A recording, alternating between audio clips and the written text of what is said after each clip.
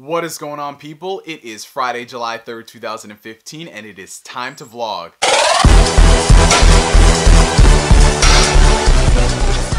You guys already know what I'm gonna say. We got a lot to discuss, so we might as well cut the theatrics and dive straight into today's episode, starting off with an update on ToZ of Zestiria. I don't know about y'all, but I'm loving this. I'm loving this influx of tales of greatness. Whether it's an update on ToZ Zestiria or brand new screenshots on ToZ of Zestiria, Berseria, we gotta start coming up with more clever names for these games. Someone throw out the auto name generator, please, because it's not working. It really isn't. Similarly named ToZ games aside, we learned a couple of weeks back in the last vlog that ToZ of Zestiria was confirmed to come out on not only PS3, but on PS4 and PC. Now Bandai Namco has graced us with confirmation for a collector's edition. So if you're a ToZ of fanatic and you want to have another fancy collector's edition to put on your shelf, this fall, ToZ Zestiria, you're going to be able to add that to your list. So included in this set is the standard fare for ToZ of collector's editions. You get the collectible figurines and trinkets, the select soundtrack CD, artwork, steelbook casing, all in fancy premium packaging. Now, for a person who's a really big ToZ of fan, I have yet to purchase one of these sets. I know they released them for both the Zestiria games and Symphonia HD, but I just never, ponied up the extra cash to purchase these sets. I don't know why, for whatever reason I didn't. Maybe I'll purchase this one, maybe I'll never purchase one of these sets. Regardless, if you're a ToZ of fanatic, you can check this one out. But that's not the only update we have on ToZ of Zestiria. You guys know that the game is coming to PC, right? First ToZ of game on the Master Race. Well, if you're a big enough ToZ fan, you can actually pre-order the game right now on Steam. And from what I've seen in the pre-order listings for the game, it's actually doing pretty well for itself. It's in the top 10 listings for pre-ordered titles on the platform, so that's insanely cool. Bandai Namco has actually added in pre-order stretch goals for ToZ of Zestiria, which is pretty weird to say the least. You don't normally see that. It seems like they're going for a Kickstarter sort of deal, but not really because the game is already made. Regardless of that, what you're looking at right now are all the pre-order incentives, and if it hits those stretch goals, you get the extra stuff. Now, it ranges from little things like in-game items to full-on costumes that you can play with the new ToZ characters. In addition, you can see Sori here rocking the Yuri Lowell outfit like a boss, because Yuri Lowell is a boss. Best ToZ of protagonist confirmed for life. Well, he was voiced by Troy Baker, so that was kind of a given from the get-go. I knew it when I started playing ToZ of Vesperia. This guy was going to be the guy. And he is. And always will be. What's really interesting is that if you're looking towards the bottom of this list, the final stretch goal for this game on PC is a digital copy of ToZ Symphonia HD. You heard that right, ToZ of Symphonia HD. Not only another ToZ game is making its way into Steam, but one of the most popular titles is coming onto the platform. This is really weird, to say the least, because when you hear about games coming to PC, more often than not, you would hear them in an announcement, they would have a trailer, but nah, man. Nah, we're gonna put it on a pre-order incentive. Regardless of that, for any person who is excited for Zestiria, now you have another reason, because you're gonna be able to play Symphonia for like the 14th time. What I will say, and while all this is well and good for Zestiria fans, there are a couple of negative things to discuss with this news. First off, talking about the PC version of Symphonia, they haven't really specified too much about the game other than the fact that it's going to be based on the PlayStation 3 re-release of Symphonia. And that's where I kind of draw the line here, because while I really did enjoy playing ToZ Symphonia HD Chronicles, I still to this day do not realize, understand, recognize why in the world Bandai Namco went with the PlayStation 2 version of Symphonia as opposed to the GameCube one. Now, for all the ToZ fans out there, and for those who don't know, ToZ Symphonia was released on both the PlayStation 2 and the GameCube. Now, there weren't really any crazy major issues with the game graphically, but one of the major differences between the two versions was that the PlayStation 2 version ran at 30 frames, while the GameCube version ran at 60 frames. And that was a pretty big deal. If you're a ToZ fan and if you're playing games, then you know 60 frames is definitely the way to go for the series, because it gets very flashy and dynamic and crazy. And anything below that is just kind of to say the least. Now, this is where I'm getting into my whole graphic horror rant and everything. But to play devil's advocate, I understand that. It's a very old game, so it doesn't matter that it's running on 30 frames on the PlayStation 3 because the game still holds up very well. That is true. However, it's still a very old game.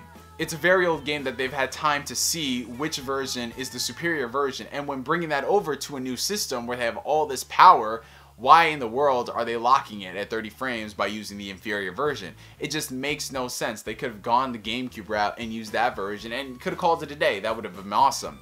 And of course, I'm aware that since it's coming onto PC, people are going to use their PC voodoo magic and their wizardry to probably unlock the frame rate or do something crazy. We know that's going to happen because that's what the platform is for. However, it just makes no sense to me that they have two versions of the game. They know which one is superior from the get-go, yet they don't choose the superior version and choose...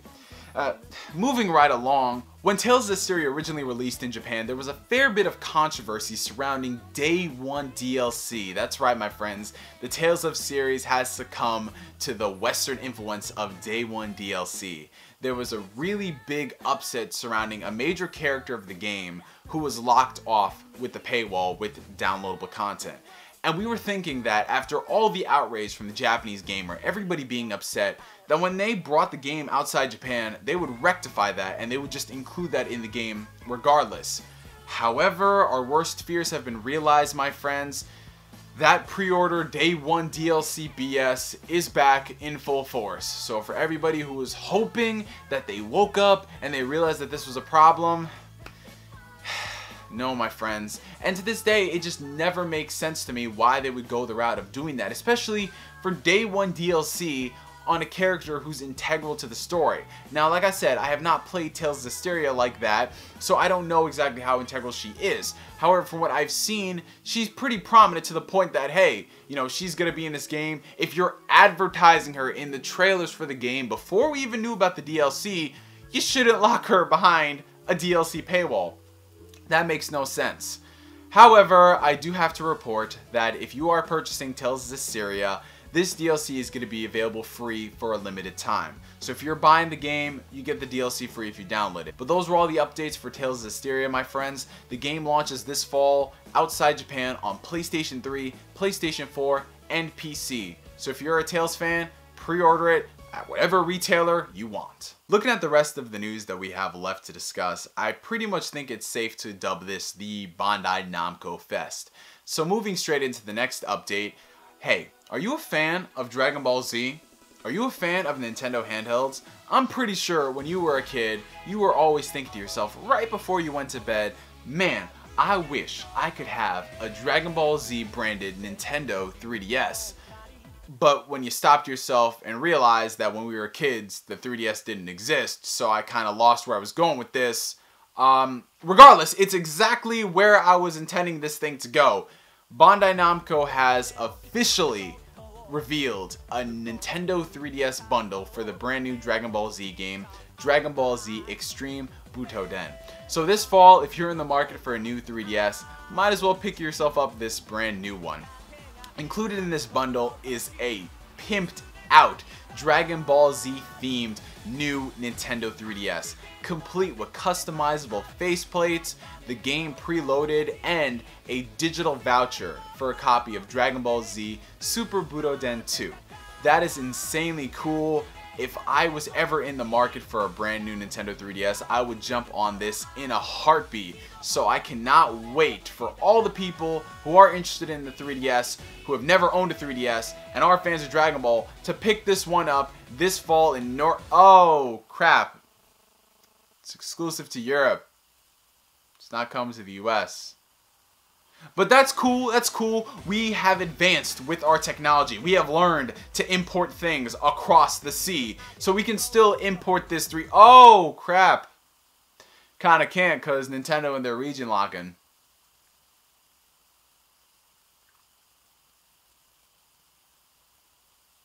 I don't understand, Iwata. I don't. And moving on to the final news story of the day. I really don't think this needs more of an introduction than the music that's playing.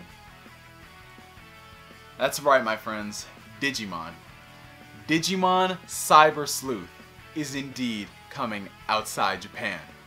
A couple of weeks ago, there was a listing that popped up on Amazon CA, of course the Amazon Canadian website, for this game on PS4 and Vita. Now what you guys have to understand is more often than not, when we see these pre-order listings pop up on websites, you have to take them with a grain of salt, because we've seen a lot of pre-order listings for games come up for things that are never going to exist. We saw a Bloodborne listing pop up on PC. We saw One Piece Pirate Warriors 3 trademarked on Xbox 360 in Brazil. All these things you really have to do your research on. So Digimon Story Cyber Sleuth is indeed coming outside Japan 2016 on both PlayStation 4 and PlayStation Vita. And there is a bit of dismay and concern surrounding Cyber Sleuth. The fact that the game is going to be digital only in Europe and digital in the United States on the PlayStation Vita. The PlayStation 4 North American version is going to be the only version that has a physical release. A lot of fans are concerned that that means that they have no interest in the game, they have no hope that the game will sell. Guys, I'm not going to sit here and damage control and say that, oh, well, they're probably thinking this, that, and the third. No, because I don't know what's going on in Bandai Namco. Every company is different. Every company has their reasons why they release a game digital in some parts of the country and physical in other parts of the world. It's just something that I'm never going to understand, and I'm not going to use examples saying, well, they released this game physical when this game has such a big fan base, but it's only digital, because I don't know. I just don't know, so I'm not going to sit here and try to make an argument out of something that I don't know anything about. But what I can tell you is that we're getting the game, right? They heard our voices, and we have to show them that we want this, because who knows what'll happen with the next release. Maybe we can get a physical copy of it, because that's happened, and it's shown that if you support this, we're gonna get more of it. And it's not to say that, oh, we're supporting crap, so if we want to see more good things, we gotta support crap. You're not supporting crap. You're supporting the game that you wanted all along. It's not like it's gimped or any way. It's not. It's the game that you wanted. It's just that it's on a digital release, which, to be honest, I'm thankful that we're getting the game localized. So what if it's digital? If it's digital, you're still able to play the game. That's it. And I understand that a lot of people prefer physical for whatever reasons, but when you have this opportunity, which, let's be honest, a lot of people who are signing this petition are people who are heavy gamers and they do download stuff. Come on, guys, it's not rocket science. It isn't. Anyway, those were just some of the news stories that I thought were pretty interesting and unique. I hope you guys really enjoyed this episode. Anime Expo is currently going on in California, so a bunch of cool updates are coming out from that. Make sure to follow me on Facebook and Twitter to hear all the updates surrounding that awesomeness. I also have an Instagram account if you guys want to follow me and what food I'm eating at 10:33 a.m. in the morning. That's Phantom NGS. And yeah, from me to you for now, I hope you have a fantastic weekend. I'm NGS signing out, and like always, I will catch you guys later. Peace.